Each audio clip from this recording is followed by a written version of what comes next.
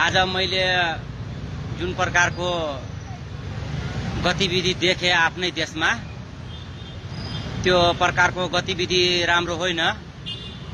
आज तपाईं देख्नु भएको होला राजावादीको आन्दोलनमा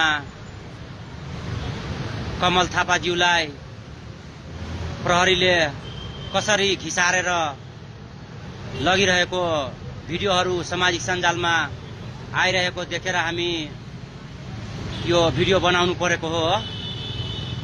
अब भिडियो बनाइसकेपछि हामी पनि त सामाजिक सञ्जालमा राख्नुपर्ने हुन्छ। यो प्रकारको गतिविधि राम्रो कुरो होइन। सरकारले हामीसँग व्यवस्थित तरिकाले कुरा गर्न सकिन्छ, यसरी हुँदैन।